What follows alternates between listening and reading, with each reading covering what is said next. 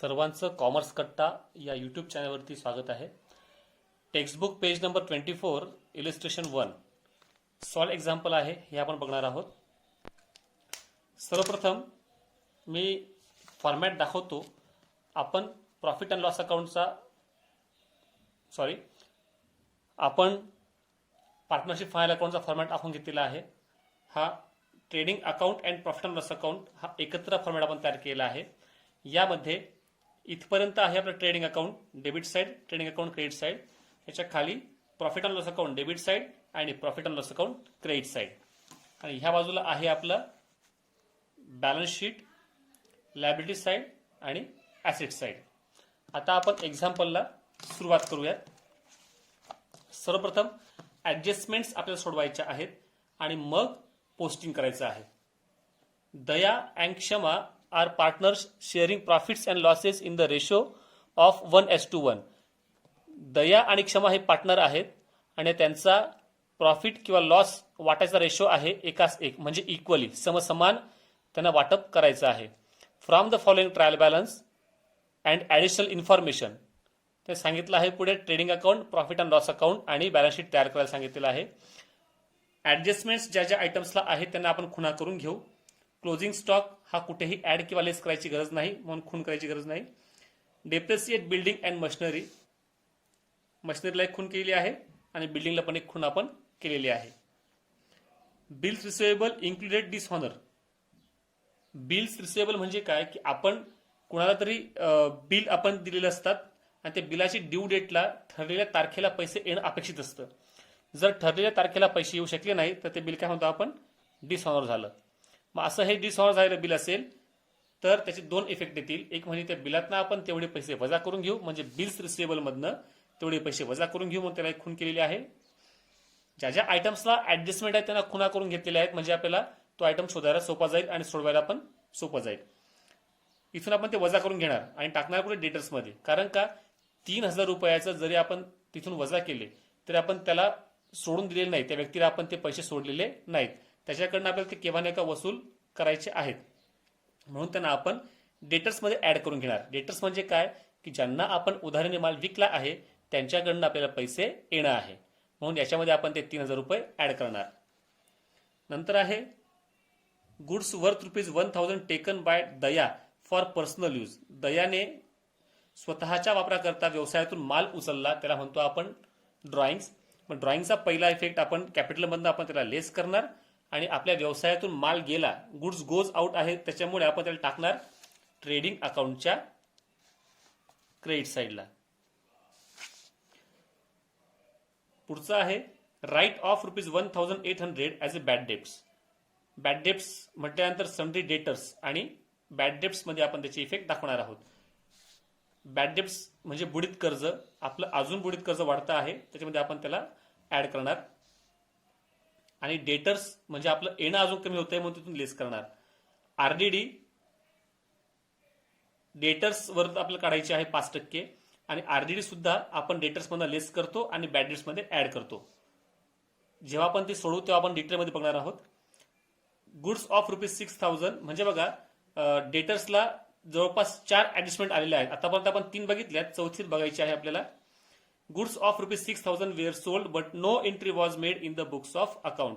म्हणजे 6,000 रुपयाचा माल आपण विकलेला होता पण त्याची कुठलीही एंट्री केलेली नाहीये, म्हणजेच काय, अनरेकॉर्डेड सेल्स. अनरेकॉर्डेड सेल्स जे असेल तर आपला सेल्स वाढतो आहे म्हणून सेल्समध्ये आपण त्याला ऍड करणार, इथे खूण केलेली आहे मी.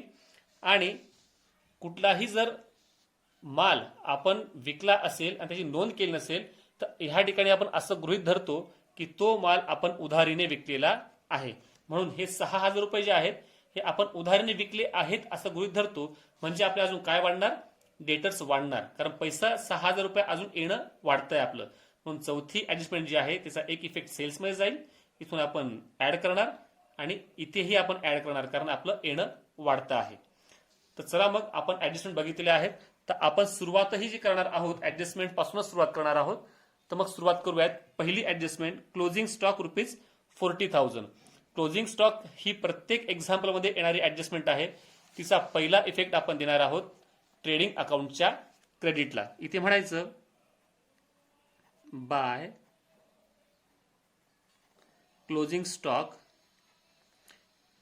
40,000.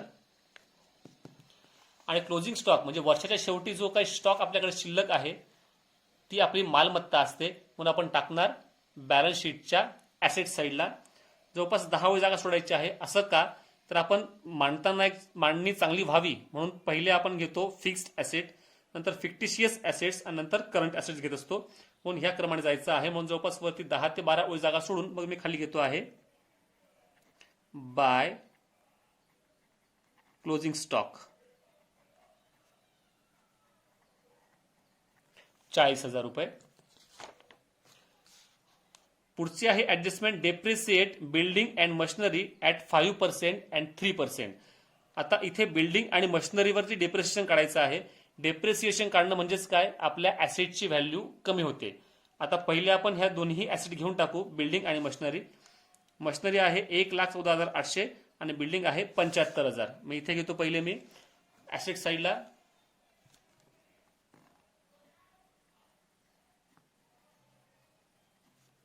बिल्डिंग 75,000 आणि मशिनरी आहे 1,14,800.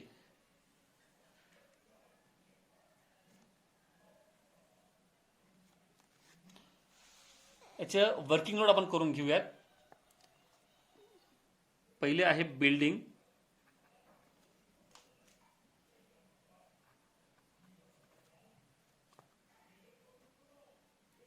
75,000 गुणिले याच्यावरती 5% आहे म्हणून भागिले 100 आणि मशिनरी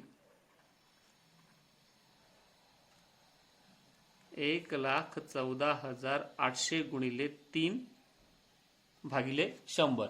यात प्रथम गुणाकार करून घ्यायचा आहे. 75,000 गुणिले 5 जे उत्तर येईल त्याला भागिले 100 म्हणजे शेवटचे 2 शून्य आपण जर उडवले तर आपल्याला उत्तर मिळून जातं. मग यामध्ये आहे 3,750 आणि 1,14,800 गुणिले 3 भागिले 100 जर केलं तर 3,444. मग आपण आता डेप्रिसिएशन वजा करून घेऊयात. ऍसेटची व्हॅल्यू कमी होत असल्यामुळे त्याच्यातून डेप्रिसिएशन वजा करायचं आहे. लेस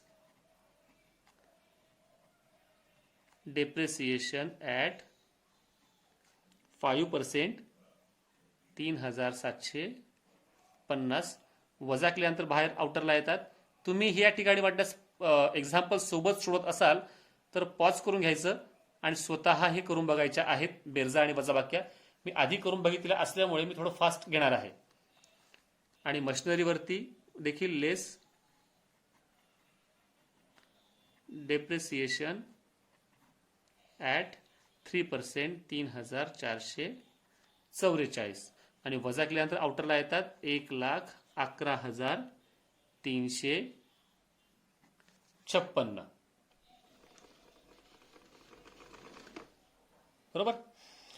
डेप्रिसिएशन म्हणजे आपला तोटा किंवा आपला व्यवसायाचा हा खर्च आहे. म्हणजेच आपण दुसरा इफेक्ट याचा आपण दाखवणार प्रॉफिट अँड लॉस अकाउंटच्या डेबिटला. जवळपास 2-3 जागा सोडून घ्यायची. मग म्हणायचं आहे टू डेप्रिसिएशन ऑन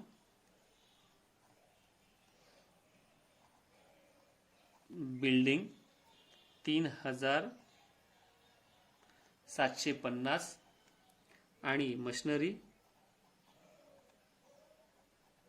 प्रेझेंटेशन चांगलं करायचा प्रयत्न आपल्याला करायचा आहे. मी इथे रंगीत पेन तुम्हाला समजून घेण्याकरता वापरतो आहे. ग्रीन पेन फक्त ऍडजस्टमेंट्स पुरता मी वापरणार आहे. पण परीक्षेला एकाच कलरचा पेन वापरावा लागतो. या दोन्हीही डेप्रिसिएशनची बेरीज मी आउटरला घेतो 7,194. दुसरी ही ऍडजस्टमेंट संपली आहे. तिसरी आहे bills receivable included dishonour of bill of ₹3,000. याच्याकरता बिल्स रिसिवेबल आणि डेटर्स हे दोन्ही आपल्याला प्रथम लिहून घ्यावे लागतील.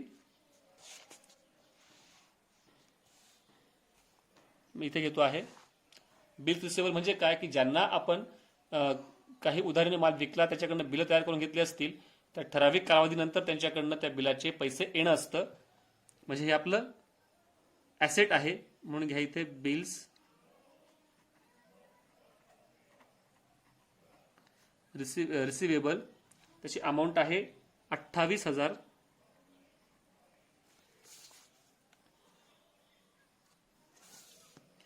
आणि सन्ड्री डेटर्स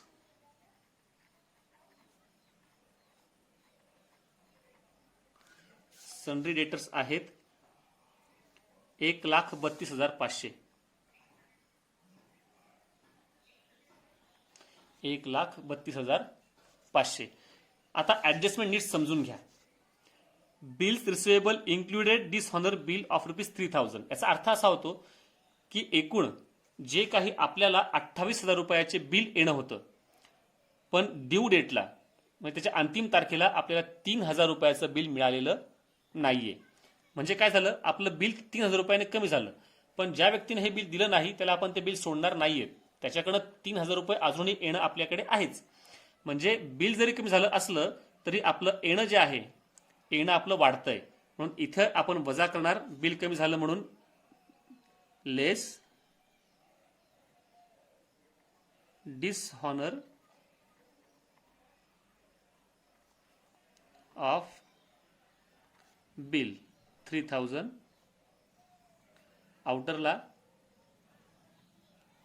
25,000. बरोबर. आणि जरी बिल कमी झालं असलं तर त्याच्याकडनं केव्हा ना केव्हा पैसा मिळणार आहेतच. म्हणून आपलं येणं वाढतंय, म्हणून इथे म्हणायचं ऍड डिसऑनर ऑफ बिल 3,000. 32 आणि 3 35 म्हणून अमाऊंट येते इथं 1,35,500. बरोबर. म्हणजे आपली तिसरी ही ऍडजस्टमेंट संपलेली आहे. चौथी ऍडजस्टमेंट जी आहे मी सर्वात शेवट घेणार आहे, कारण आता आपण सन्ड्री डेटर्सला सुरुवात केली आहेच, तर ह्याची ऍडजस्टमेंट ज्या असतील त्या पूर्ण करून घेऊ पहिले.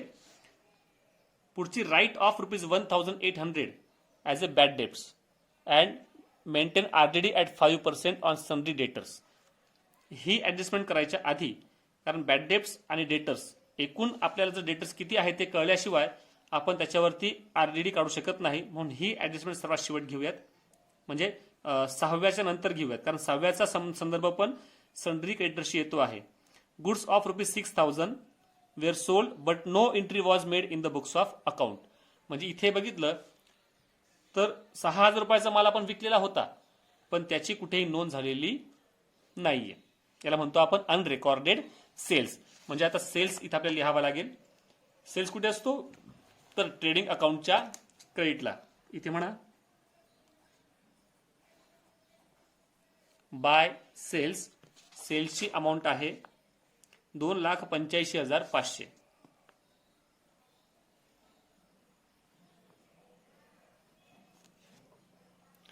आणि अनरेकॉर्डेड सेल्स म्हणजे काय, आपण 6,000 रुपयाचा माल विकलेला होता, पण त्याची नोंद करायची बाकी, म्हणजे आपला काय सेल्स वाढलाय.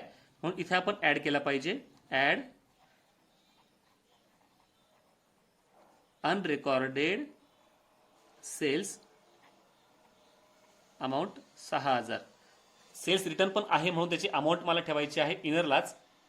त्याची अमाऊंट येते 2,91,500. बरोबर.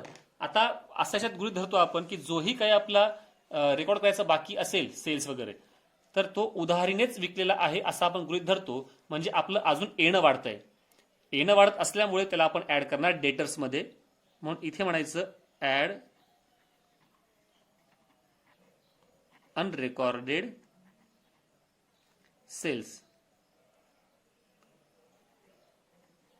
6,000. सन्ड्री डेटर्सला एकूण 4 ऍडजस्टमेंट आहेत, त्याच्यामुळे चौथी ऍडजस्टमेंट येत नाही तोपर्यंत अमाऊंट ठेवायची इनरलाच. मग यांची बेरीज येते 1,41,500. अशा प्रकारे 6वी ही ऍडजस्टमेंट संपली आहे. म्हणजे आता आपण शेवटची ऍडजस्टमेंट 5वी जी आहे मेन आरडीडी आणि बॅड डेट्सची, ती करायला काही हरकत नाही. 5वी ऍडजस्टमेंट बघा, write off ₹1,800 as a bad debts. Bad debts म्हणजे काय, तर बुडीत पैसा, बरोबर, किंवा बुडीत कर्ज. आता आपण जर बघितलं तर ह्या ठिकाणी पण त्यांनी आपल्याला बॅड डेट्स दिलेले आहेत, ते प्रथमतः लिहून घेऊ. बॅड डेट्स म्हणजे बुडीत पैसा, आपला लॉस आहे, म्हणून तो आपण घेणार कुठे, तर प्रॉफिट अँड लॉस अकाउंटच्या डेबिटला. मग इथे म्हणतोय मी टू बॅड डेट्स. हे कोणते आहेत, ओल्ड आहेत, त्याची अमाऊंट ₹1,000. यात जर बघितलं तर ₹1,000 बॅड डेट्स आहेत आणि ते म्हणतायत की नव्याने ₹1,800 बॅड डेट्स वाढलेले आहेत. म्हणजे आपला बुडीत कर्ज किंवा बुडीत पैसा काय होतोय, वाढतोय.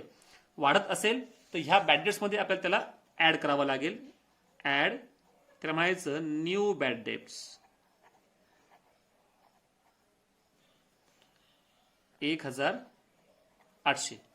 आता ₹1,800 पैसा आपला बुडला. यात जर बघितलं की एकूण ₹1,41,500 डेटर्स आपले येणं होतं. आता त्याच्यापैकी ₹1,800 जे आहेत ते मिळणार नाहीयेत, म्हणजे तो पैसा आपला बुडलेला आहे. बुडला असेल तर आपलं येणं कमी होतंय, म्हणून इथे न्यू बॅड डेट्स वजा करावे लागतील. लेस न्यू बॅड डेट्स ₹1,800. ₹1,800 वजा केल्यानंतर आपलं अमाऊंट येते ₹1,39,700. बरोबर.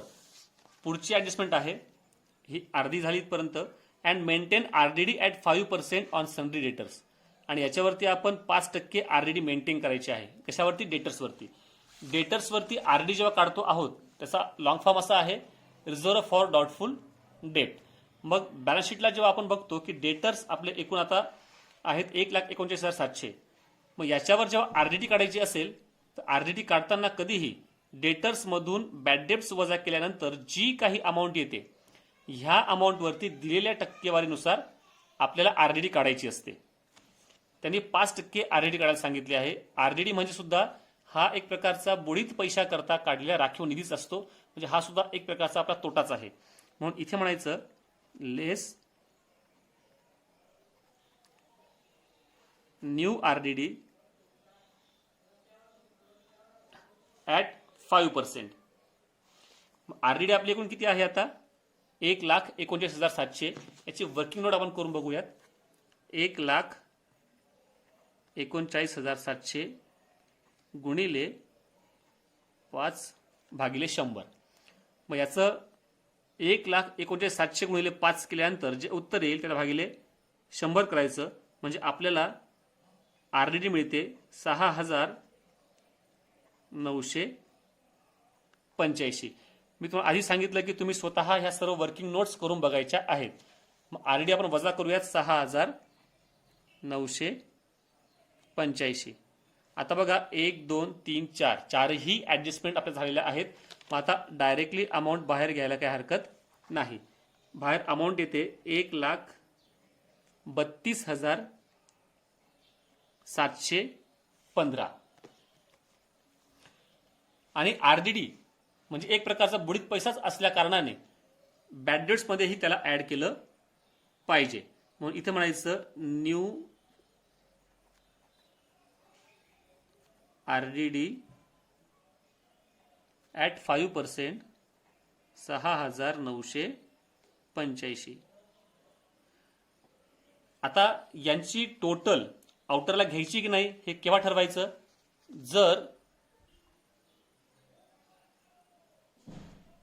जर ह्या ठिकाणी आपल्याला क्रेडिट साईडला त्यांनी आरडीडी दिलेली आहे की नाही हे बघावं लागतं. क्रेडिट साईडला आरडीडी दिली आहे याचा अर्थ काय होतो, मी जेव्हा ट्रायल बॅलन्स तुम्हाला मागे एक्सप्लेन केला होता तेव्हा सांगितलं होतं की ट्रायल बॅलन्सच्या डेबिटला सर्व प्रकारच्या ऍसेट्स आणि सर्व प्रकारचे तोटे किंवा खर्च येत असतात.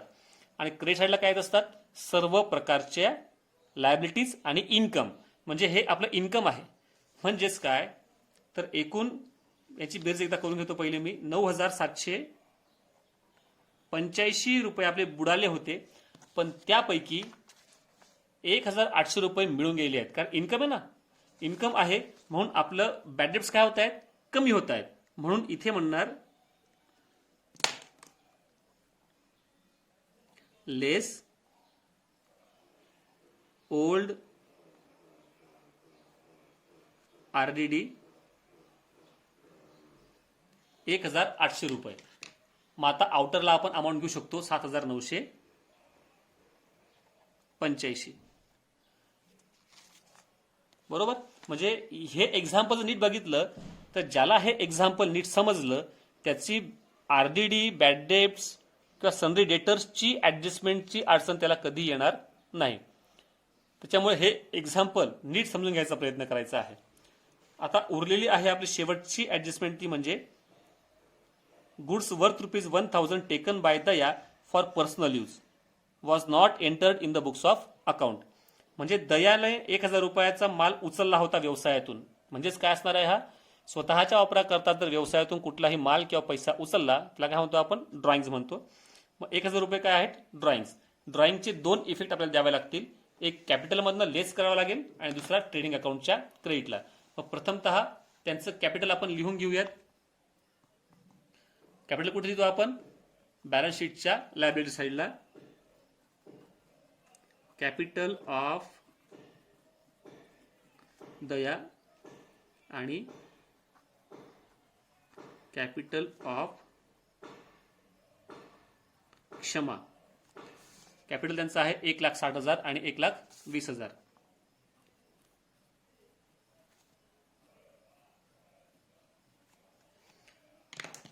मग आता ड्रॉइंग्स म्हणजे त्यांनी उचल केली आहे तेवढं त्यांच्या कॅपिटलमधनं वजा करावं लागतील. लेस ड्रॉइंग्स ते आहेत 1,000 रुपये, वजा केल्यानंतर 1,59,000. आणि ड्रॉइंगचा दुसरा इफेक्ट, जर ऍडजस्टमेंटला ड्रॉइंग दिल्या असतील तर त्याचा दुसरा इफेक्ट आपण नेहमी देतो. गुड्स गोज आउट असल्यामुळे ट्रेडिंग अकाउंटच्या क्रेडिट साईडला बाय गुड्स टेकन दया 1,000. सर्व प्रकारच्या ऍडजस्टमेंट इथे आपल्या संपलेल्या आहेत. तर आता आपण पोस्टिंगला सुरुवात करणार आहोत. आणि आता मी पोस्टिंग करता ब्लॅक पेन वापरणार आहे.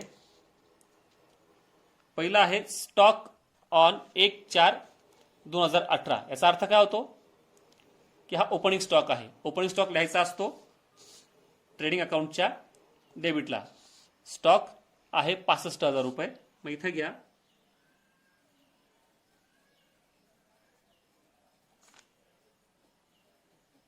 To opening stock 65,000.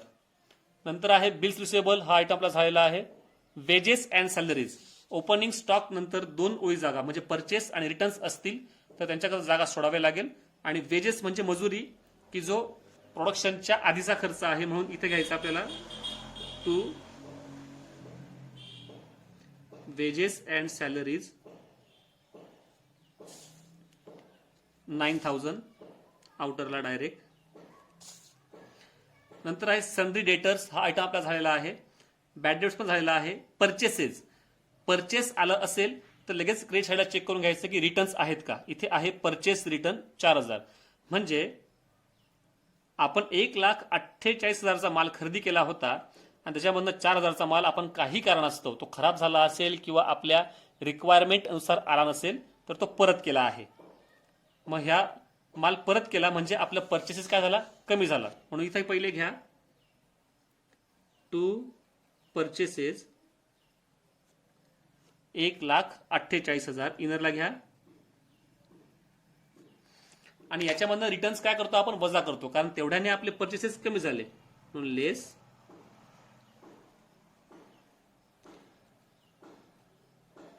Purchase return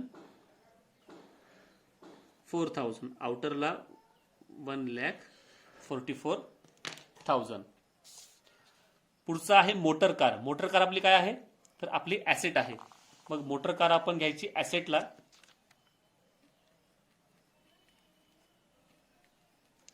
motor कारची अमाऊंट आहे 68,000.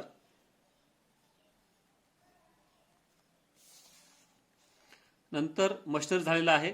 ऑडिट फीज वर्षभरातून एकदा आपल्याला किंवा मध्ये आपल्याला जेव्हा गव्हर्नमेंटच्या नियमानुसार व्यवसायाचं ऑडिट करावं लागतं, व्यवसायाचे हिशेब तपासावे लागतात, त्याच्याकरता जो हिशेब तपासनीच आपल्याकडे येतो तो आपल्याकडनं जी फी घेतो त्याला म्हणतो आपण ऑडिट फीज. ऑडिट फीज 1,200 रुपये म्हणजे आपला हा ऑफिसचा खर्च येतो, म्हणून टू प्रॉफिट अँड लॉस अकाउंटच्या डेबिटला ऑडिट फीज 1,200 रुपये.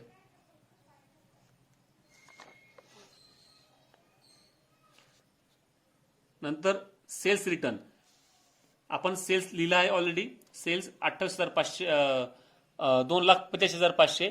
त्यामध्ये आपण अनरेकॉर्डेड सेल्स ऍड केल्यानंतर 2,91,500 इतका सेल्स आहे. आणि याच्यामध्ये 2,000 रुपयाचा सेल्स काय केला आपण परत केला आहे, म्हणजे आपला सेल्स काय झाला, कमी झाला. सेल्स कमी झाला म्हणून इथं म्हणायचं आपल्याला लेस सेल्स रिटर्न.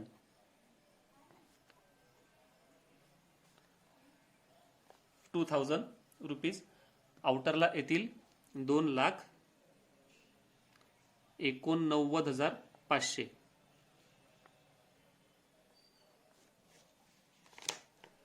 ज्या ज्या काही इंटरनल ऍडजस्टमेंट आहेत त्यांच्याकरता मी पर्पल कलरचा पेन वापरणार आहे. त्याच्यानंतर आहे डिस्काउंट. डिस्काउंट डेबिटला दिलाय म्हणजे खर्च आहे, म्हणजे तो काय असणार आहे, पेड असणार आहे. मग डिस्काउंट आपण घेणार प्रॉफिट अँड लॉस अकाउंटच्या डेबिटला. त्याला म्हणा टू डिस्काउंट अलाउड 2,300. नंतर आहे बिल्डिंग, हा आयटम पण झालेला आहे. कॅश ॲट बँक आपली करंट ॲसेट आहे. कॅश ॲट बँक आपण टाकणार ॲसेटला.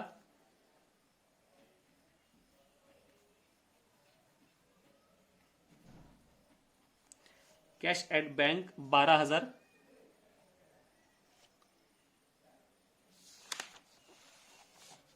नंतर 10% इन्व्हेस्टमेंट. 10% इन्व्हेस्टमेंट हे सुद्धा आपलं काय आहे, तर ही सुद्धा आपली ॲसेट आहे, म्हणून ॲसेट साईडलाच घ्यायचं आपल्याला. 10% इन्व्हेस्टमेंट अमाऊंट आहे 20,000. आता त्यांनी काय सांगितलं आपल्याला, इन्व्हेस्टमेंट 10%, याचा अर्थ 10% ला वर्षाच्या शेवटी आपल्याला व्याज मिळणार आहे. म्हणून बघा 20,000 आपलं वर्किंग नोट करून घेऊयात आपण. 20,000 इन्व्हेस्टमेंट गुणिले 10/100 बरोबर 2,000. म्हणजे याच्यावरती आपल्याला 2,000 रुपये काय इंटरेस्ट ॲक्रूड आहे. म्हणून आपलं इन्व्हेस्टमेंट वाढते म्हणून ऍड करायचं, ऍड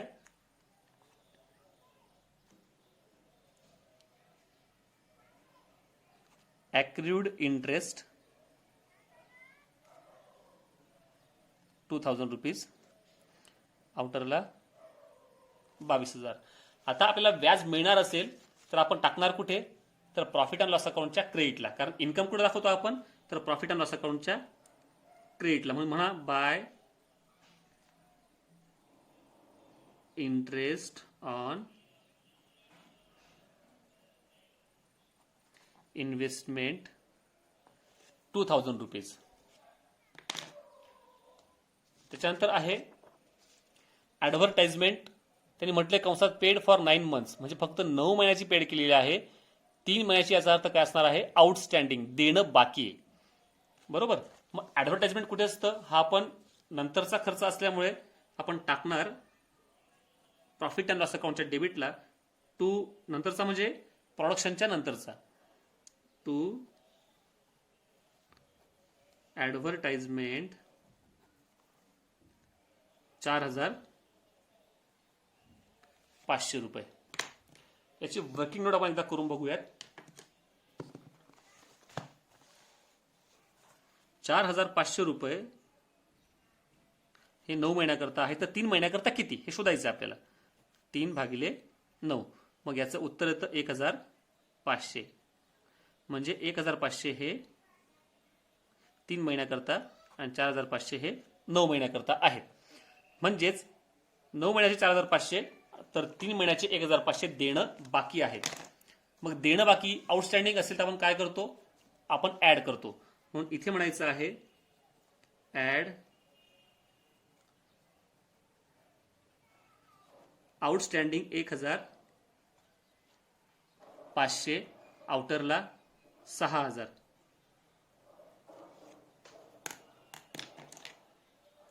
त्याच्यानंतर आहे रॉयल्टीज. रॉयल्टीज म्हणजे अधिकार. दुसऱ्याच्या अधिकाराची वस्तू आपल्याला वापरायची असेल तर त्या बदल्यात आपल्याला त्यांना रॉयल्टी द्यावी लागते. उदाहरणार्थ बऱ्याच वेळेला कच्चा माल घेण्याकरता आपण याचा वापर करतो. नदीमधून आपण जर वाळूचा उपसा करत असू किंवा खाणीतून दगड किंवा कोळसा काढत असू तर त्या बदल्यात गव्हर्नमेंटला आपल्याला रॉयल्टी द्यावी लागते, कारण त्याचा अधिकार गव्हर्नमेंटचा असतो. म्हणजे सहसा कच्च्या मालाकरता आपण रॉयल्टी वापरत असतो. म्हणून हा आयटम कुठे जाईल तर ट्रेडिंग अकाउंटच्या डेबिटला म्हणायचं आहे रॉयल्टीज अमाऊंट 3,000 रुपये.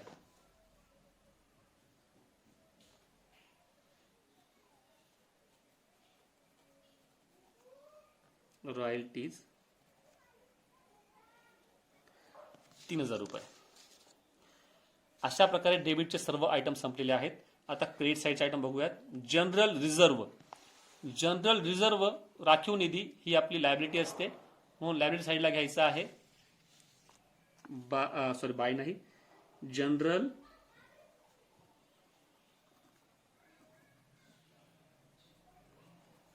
रिझर्व्ह 14,000. सॉरी, इथे जागा सोडायची 2 ते 3 ओळी. 1 2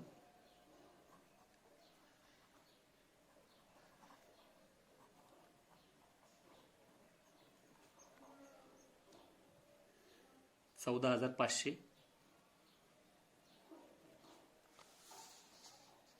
हे लक्षात ठेवायचं. बऱ्याच वेळा जागा आपण सोडून देत नाही, नंतर आपल्याला मग एक्झाम्पल टॅली करताना अडचणी येऊ शकतात. कॅपिटल आपण घेतलंय दया आणि क्षमाचं.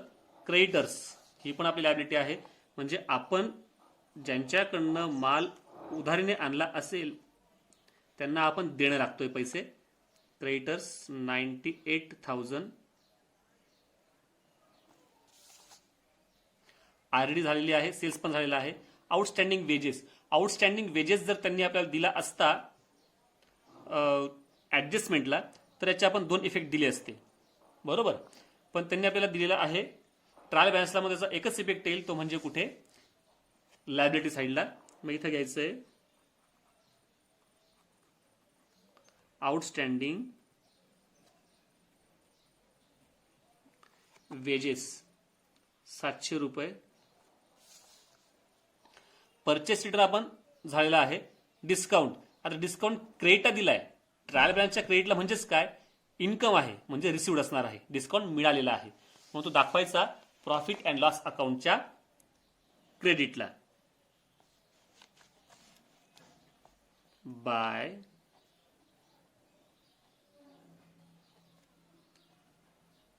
डिस्काउंट रिसिव्ड 1,800 रुपये. अशा प्रकारे इथं आपलं पोस्टिंगही संपूर्ण संपलेलं आहे आणि ऍडजस्टमेंटही संपलेल्या आहेत. आता क्लोजिंगच्या कामाला आपल्याला खऱ्या अर्थाने सुरुवात करायची आहे.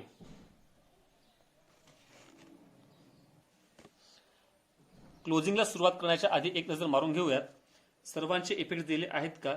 तर यावेळी असं माझ्या लक्षात आलं की ऍडव्हर्टाइजमेंट जे आहे आउटस्टँडिंग, की जे आपले 1,500 रुपये देणं बाकी होतं, याचा दुसरा इफेक्ट घ्यायचा बाकी आहे.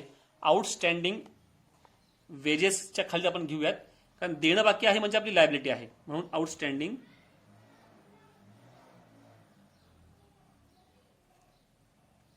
ऍडव्हर्टाइजमेंट 1,500 रुपये. आता क्लोज करायला काही हरकत नाही. सर्वप्रथम क्रेडिटची बेरीज आपण करून घेऊयात. मी आधी बेरीज करून ठेवल्या आहेत, मी डायरेक्टली लिहितो आहे. क्रेडिटची बेरीज येते, मी इथं वरती मुद्दाम लिहितो 3, म्हणजे आपल्याला नंतर कच्चं काम होणे वापरता येत आहे 30,000 3,30,500 इथे येते आहे आणि डेबिटची येते आहे बेरीज 2,21,000 ही याची बेरीज येते आहे. म्हणजे ज्या बाजूची बेरीज जास्त येते, आता क्लोजिंग कसं करायचं आपण मागच्या वर्षी लेजर क्लोज करताना शिकलो आहोतच. ज्या बाजूची बेरीज जास्त येते त्या बाजूची बेरीज पहिले आपण लिहून टाकूयात 3,30,500. आता याच्यातनं 2,21,000 जर वजा केले, जी अमाऊंट येते ती इथं लिहायची आहे, ते म्हणजे 1,09,500. म्हणजे आता दोन्ही बाजूची बेरीज सारखी येईल. मी आता क्लोजिंग करता रेड पेन वापरतो आहे. 3,30,500. हे जे उत्तर आलं आहे ते आपलं आहे ग्रॉस प्रॉफिट. मग इथं म्हणायचं to gross profit carried down. Trading account इथं आपलं क्लोज झालेलं आहे. तुम्ही जेव्हा एक्झाम्पल सॉल्व्ह कराल तर चेक करताना तुम्हाला याचा स्क्रीनशॉट घेऊन चेक करता येऊ शकतंय.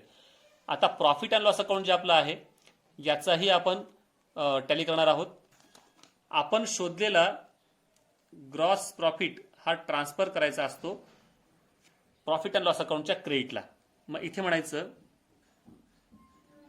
बाय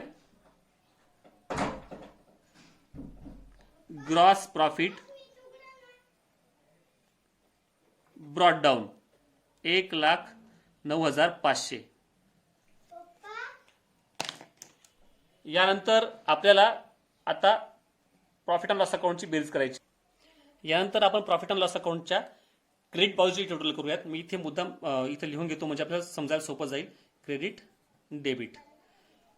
क्रेडिट साईडची टोटल येते 1,13,300 आणि डेबिटची जेव्हा बेरीज करतोय तर ती येते 24,679. म्हणजे कोणत्या बाजूची बेरीज जास्त येते? ती म्हणजे क्रेडिट बाजूची बेरीज जास्त येते.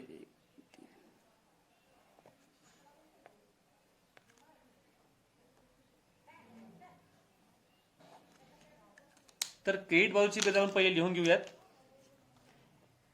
1,13,300. मग याच्यातून डेबिटची बेरीज वजा केली तर उत्तर मिळतं 88,621. बरोबर. म्हणजेच आपला नेट प्रॉफिट किती येतो आहे. डेबिट साईडला पैसे कमी पडले तर नेट प्रॉफिट असणार आहे. आपण इथे शोधतो ग्रॉस प्रॉफिट आणि ढोबळ नफा आणि इकडे शोधतो आपण नेट प्रॉफिट निव्वळ नफा. तर हा नफा आपण शोधलेला आहे. तो एकूण आला आपला नफा 88,621. मग इथे म्हणतोय to net profit carried down Daya Kshama. दोघांचा आपण बाहेर लिहिणार आहोत 88,621. आता हे वाटायचे कसे तर यांना भागले 2 जर केला आपण तर दोघांना अर्धा अर्धा हिस्सा मिळून जाणार आहे.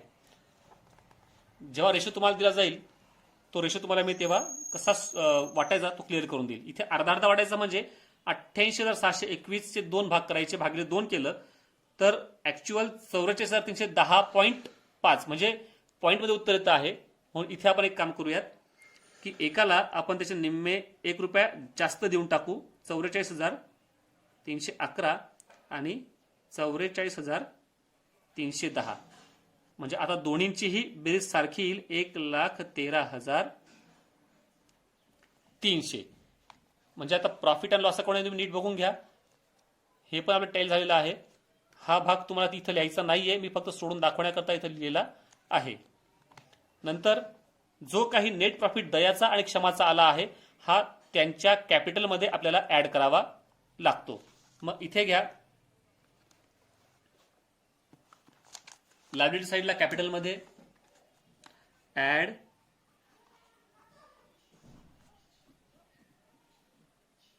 नेट प्रॉफिट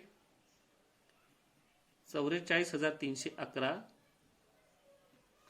याची बेरीज घ्यायची बाहेर आपल्याला लगेच 2,03,311 आणि क्षमाचं कॅपिटल जे आहे 1,20,000 याच्यामध्ये सुद्धा आपल्याला ऍड नेट प्रॉफिट 44,310 20 40 60 1,64,310 म्हणजे इथं आता आपल्या बॅलन्स शीटचंही संपूर्ण माहिती भरली गेलेली आहे. तर आता आपल्याला बॅलन्स शीट क्लोज करायचं आहे. बॅलन्स शीटच्या दोन्हीही बाजूंची बेरीज म्हणजे लायबिलिटी साईड आणि ऍसेट साईडची बेरीज सारखीच आली पाहिजे. यांची बेरीज जेव्हा केली तर ती बेरीज येते 4,82,321 आणि ह्याही बाजूची बेरीज तेवढीच येते 4,82,321. म्हणजे ह्या ठिकाणी एकदा तुम्ही बॅलन्स शीट वरती नजर मारून घ्या की अशा प्रकारे आपण सर्व टोटल त्याची केलेली आहे.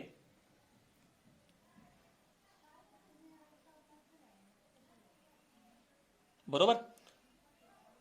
आणि आपण केलेल्या वर्किंग नोट ज्या आहेत त्याही आपण खाली पाहू शकतो. तर अशा प्रकारे मी एक पहिलं एक्झाम्पल तुम्हाला सोडून दाखवलं आहे आणि याच प्रकारे तुम्ही हेच एक्झाम्पल स्वतः सोडून बघायचा प्रयत्न कराल तर तुमच्या ह्या एक्झाम्पलमध्ये ज्या काही बॅड डेट्स आणि आरडीडी सनरी डेटर्सच्या संदर्भातल्या ऍडजस्टमेंट्स आल्या आहेत ह्या तुमच्या क्लिअर होऊन जातील. म्हणून हे एक्झाम्पल अतिशय काळजीपूर्वक आणि नीट जर केलं तर आपल्याला त्याचे फायदे नक्कीच मिळणार आहेत. मी पुन्हा एकदा ट्रेडिंग अकाउंट दाखवतो आहे. नंतर प्रॉफिट अँड लॉस अकाउंट तुम्हाला याची स्क्रीनशॉट घेऊन तुम्हाला एक्झाम्पल पुन्हा चेक करता येऊ शकतंय. तुम्ही सोडवलेलं बरोबर आहे की नाही हे बघता येऊ शकतंय. नंतर बॅलन्स शीट,